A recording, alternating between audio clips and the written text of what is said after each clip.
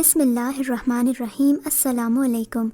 آج کے اس ویڈیو میں آپ کو ایک معصوم لڑکی کے اوپر بیتی دکھ بھری سچی کہانی سنانے جا رہی ہوں۔ چلیے شروع کرتے ہیں کہانی۔ میری روزی روٹی کا ذریعہ رکشہ ہے اور سواری کا انتظار کرتا ہوں۔ ایک دن صبح ایک میاں بیوی میرے پاس آئے اور بولے انہیں لاری اڈے تک جانا ہے۔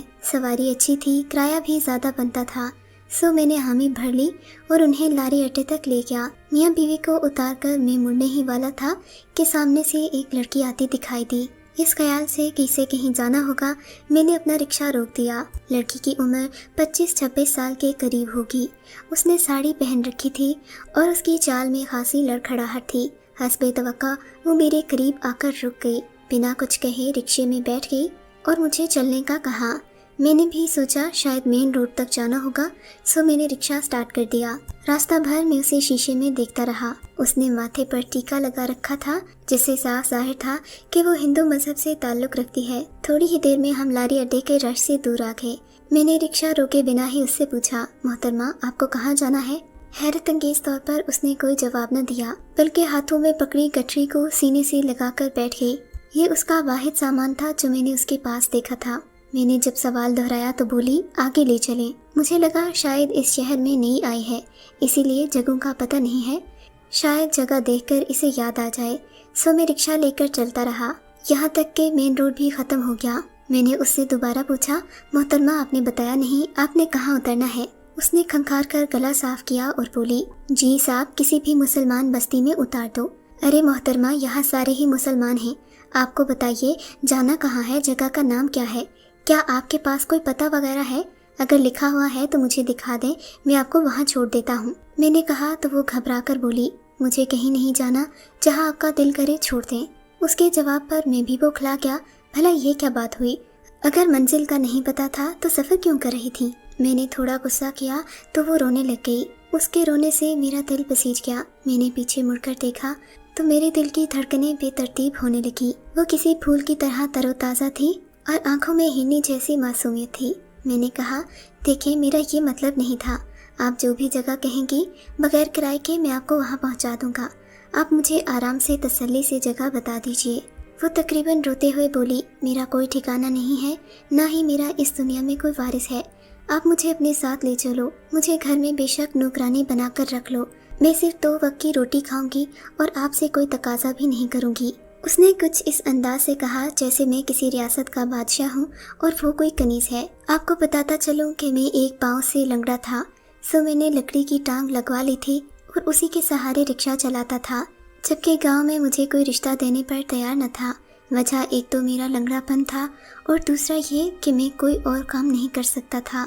ظاہر ہے ایسے میں کون اپنی بیٹی کا ہاتھ مجھے دیتا۔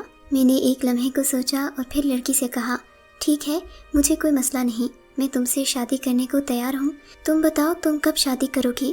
کہو تو ابھی لے چلوں، اگر نہیں تو کچھ دن دارالامان میں رہ لو، اپنی طرف سے اطمینان کر لو، پھر شادی کے لیے دل راضی ہوا تو مجھے بتا دینا۔ یہ سن کر اس کی آنکھوں میں چمک سی آ گئی، بولی آپ بہت اچھے ہیں صاحب، مجھے اور کیا چاہیے، آپ مجھ سے شادی کر لو، میں ابھی شادی کرنے کو تیار ہوں۔ مجھے اس کی معصومیت پر بے اختیار ہنسی آ گئی۔ میں نے دل میں سوچا اگر یہ چند منٹوں میں مجھے اتنی ساری مسکراہٹیں دے سکتی ہے تو میری زندگی کو کتنا خوشگوار بنا دے گی۔ سو میں نے اپنے ایک وکیل دوست کو فون کیا، اسے ساری صورتحال سے آگاہ کیا اور کہا کہ میں ابھی اس سے نکاح کرنا چاہتا ہوں۔ اس نے مجھے سوچ بچار کا مشورہ دیا، جسے میں نے تحمل سے سنا اور کہا، میں آپ کی بات سے اتفاق کرتا ہوں، مگر میرا دل کہہ رہا ہے کہ یہ لڑکی معصوم ہے۔ خیر ان کا کام تھا سمجھانا، سو انہوں نے سمجھا دیا۔ مجھے کہا کہ میں اس لڑکی کو لے کر کچہری آ جاؤں، ابھی تک میں نے اس کا نام نہیں پوچھا تھا۔ آصف بھائی سے بات کرنے کے بعد میں نے اس سے نام پوچھا تو اس نے اپنا نام کرن بتایا، اس کا نام بھی اس کی طرح خوبصورت تھا۔ میں نے رکشہ مین روڈ سے کچہری کی طرف موڑا اور 10 منٹ میں کچہری پہنچ گیا۔ اپنے دوست کے چیمبر پر پہنچا تو سب سے پہلے اس نے مجھے مٹھائی کی فرمائش کی، جسے میں نے نکاح تک مشروط کر دیا۔ پھر اسے بتایا کہ میں اس لڑکی سے نکاح کرنا چاہتا ہوں۔ وہ مجھے اپنے آفس لے گیا، کچھ ضروری انتظامات کیے، چائے پانی کا بندوبست کیا، اپنے چند دوستوں کو بھی مدعو کیا، ساتھ ہی نکاح خواں اور نکاح والے رجسٹر کا بھی بندوبست کیا گیا۔ آصف بھائی کے آفس میں ان کے 3-4 دوست بیٹھے تھے۔ मेरा शिद्दत से जी चाहा कि किरण के पास कोई चादर वगैरह होती तो वो सर ढांप कर बैठती, मगर उसने साड़ी पहन रखी थी और उसकी लंबी चुटिया कमर पर लहरा रही थी। खैर मैंने जैसे तैसे बर्दाश्त किया। निकाह के वक्त पता चला कि किरण ने अभी अभी इस्लाम कबूल किया है। वो 2-3 दिन पहले मुसलमान हुई है और अभी तक उसे नमाज रोज़े का नहीं पता। खैर मुझे कोई ख़ास हैरत नहीं हुई, क्योंकि अपने हुलिये से वो गैर मजहबी लगती थी। आसिफ भाई ने उससे एक और सवाल किया कि वो कंवारी है या नहीं, तो इस सवाल पर उसने चुप साध ली। आसिफ भाई ने उसे इसकी शर्मो हया से ताबीर किया और खाना खुद ही पुर कर दिया। खैर बाकी मामलात के बाद हमारा निकाह हो गया। हम मियाँ बीवी के बंधन में बंध गए। उस लम्हे मुझे लगा जैसे अचानक मेरी अहमियत सबकी नज़रों में बढ़ गई हो। गांव के जो लोग कहते थे कि मुझे कोई भी अपनी लड़की नहीं देगा, जब वो मेरे साथ किरण को देखेंगे तो लाजमी हैरान होंगे। मैंने सोच लिया कि मैं अगले ही दिन रिक्शे से छुट्टी करूंगा और उसे अपने गांव लेकर जाऊंगा, अपने रिश्तेदारों से मिलवाऊंगा और साबित कर दूंगा कि मेरे नसीब में भी अल्लाह ने मुझसे खूबसूरत औरत लिखी थी, जो शक्लो सूरत के एतबार से लाखों में एक थी। निकाह के बाद के जज्बात ही और होते हैं। मुझे किरण से यकदम मोहब्बत महसूस होने लगी। मैंने उसे बाजार से एक शॉल भी लेकर दी और उसे रिक्शे में बिठाकर अपने घर ले आया। घर आकर मैंने उसे अपने हाथों से चाय बनाकर पिलाई।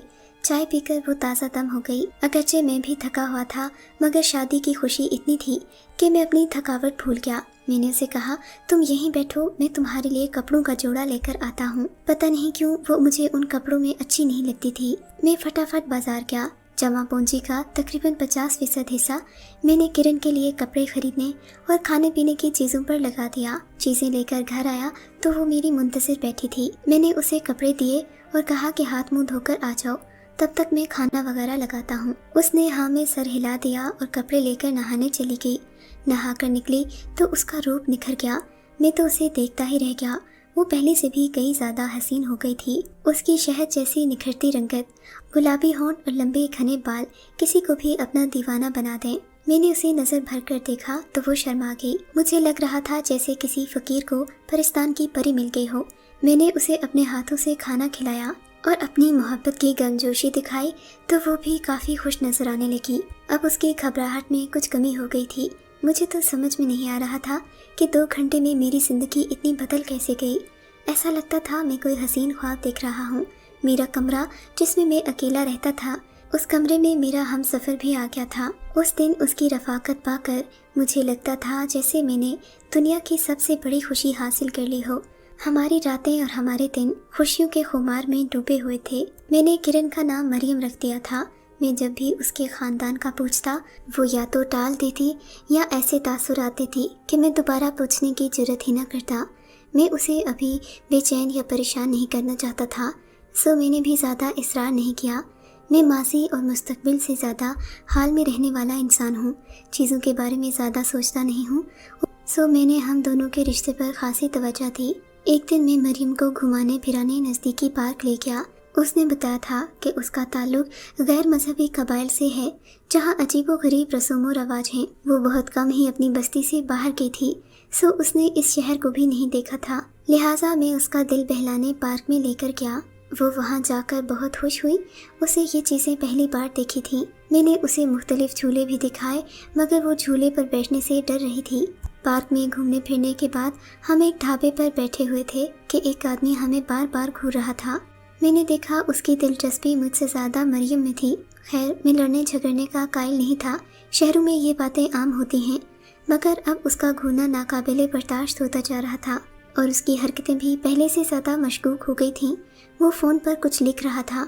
थोड़ी देर बाद उसने फ़ोन कान से लगा लिया और बोला, हाँ रे कारतूस, कहाँ है तू? तेरे लिए बहुत बड़ी खबर लाया हूँ। ये कहकर उसने उसे नज़दीकी स्टेशन पर मिलने का कहा और फ़ोन बंद कर दिया। अब उसने हमारी तरफ देखना बंद कर दिया और ढाबे से निकल गया। मरियम इन बातों से बेखबर थी, मगर मैं थोड़ा सा परेशान हो गया था।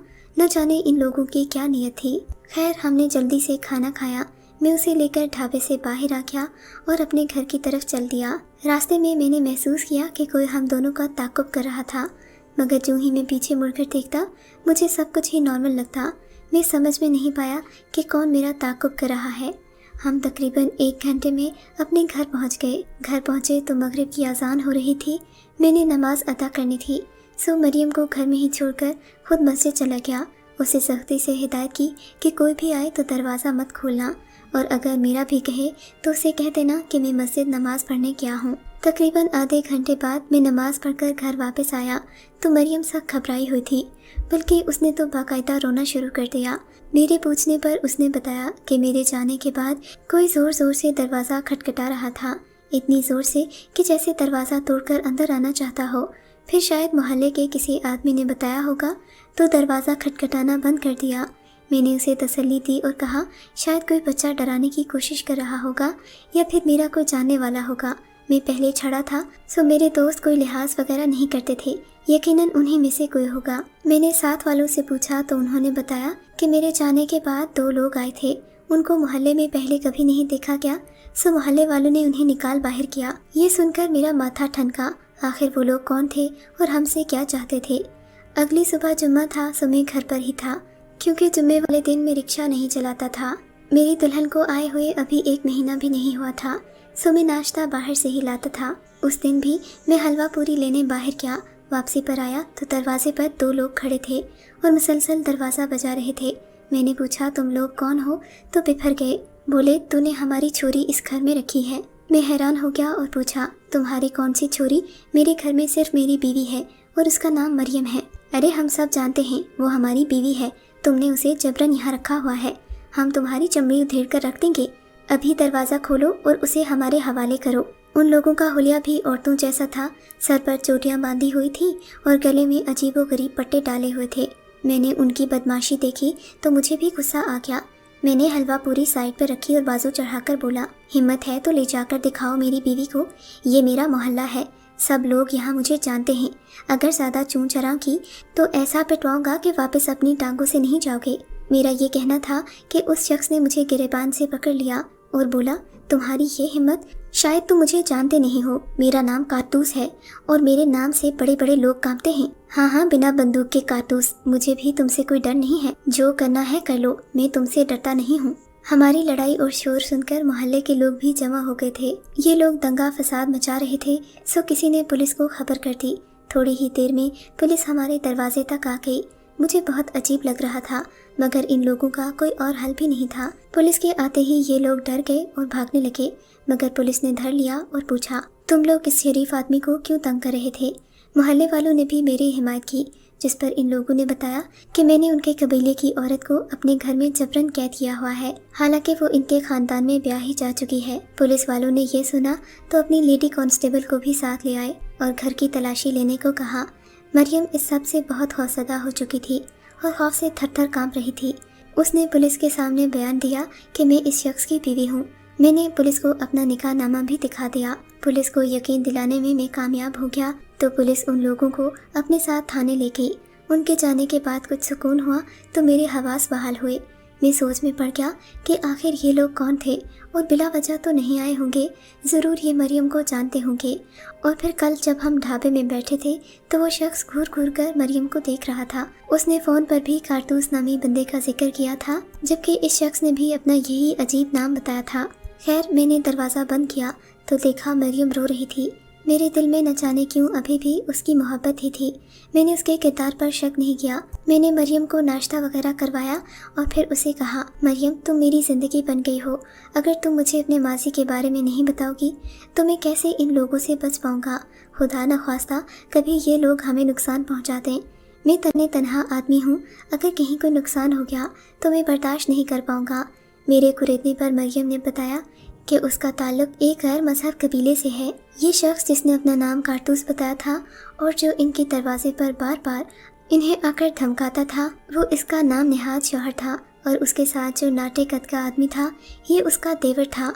मज़ीद पूछने पर मरियम ने बताया कि ये लोग 7 भाई थे, इनकी कोई बहन न थी और अपने कबीले में इन्होंने अपनी फौजनुमा बदमाशों की टोली बना रखी थी।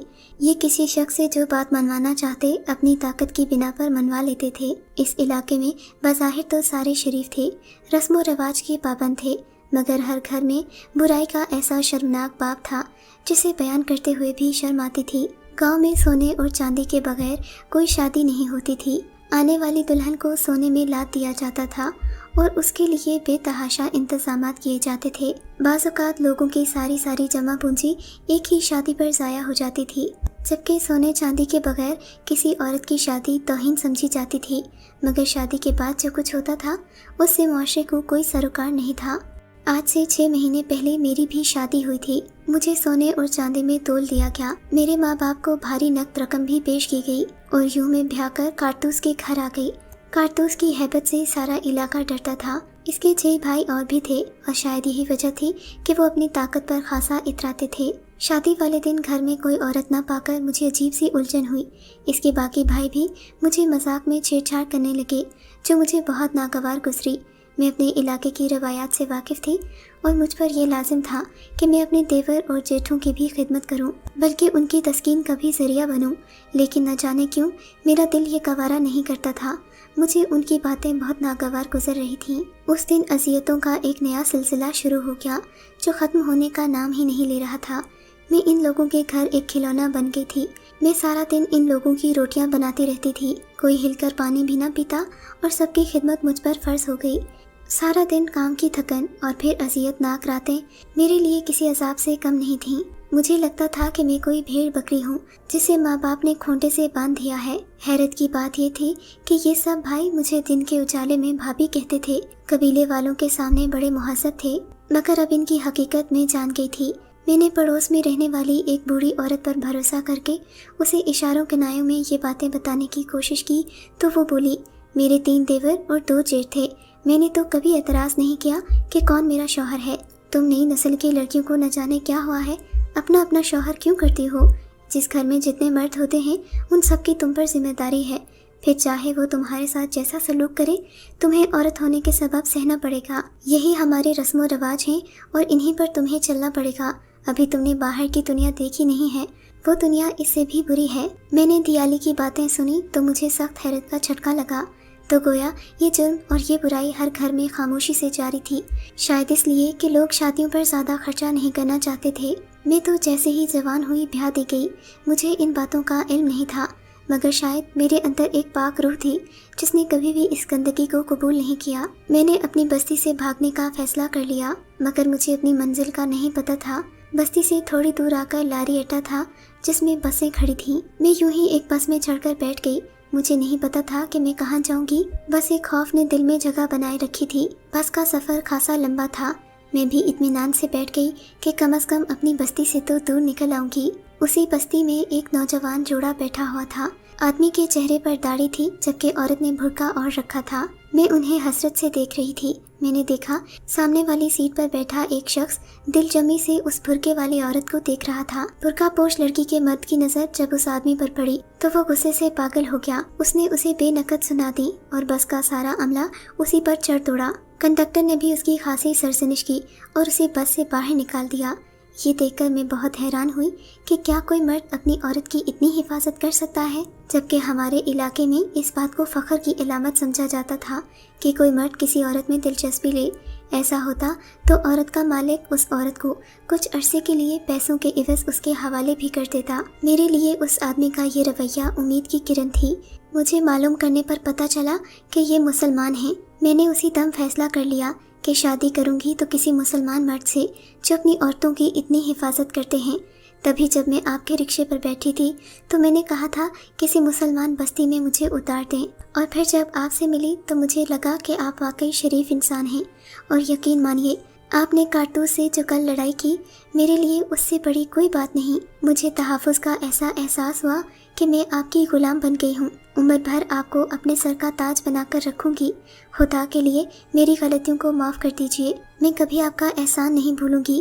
یہ کہہ کر اس نے اپنا سر میرے قدموں میں رکھ دیا، میرے ہاتھوں کو چومنے لگی اور بے انتہا روتے ہوئے بولی، میں ساری زندگی تمہارے نام پر جیوں گی، تمہارے نام پر مروں گی، کہو گے تو جان بھی دے دوں گی، لیکن خدا کے لیے مجھے خود سے جدا مت کرنا۔ یہاں آ کر اس گھر میں مجھے جو سکون ملا ہے وہ سکون شاید مجھے مرنے کے بعد بھی نصیب نہ ہو۔ میری آنکھوں میں بے اختیار آنسو آ گئے۔ واقعی اسلام کتنا عظیم مذہب ہے جس نے عورت کے حقوق کو اس طرح سے بیان کیا کہ اس کے لیے تحفظ اور عزت یقینی ہو گئی۔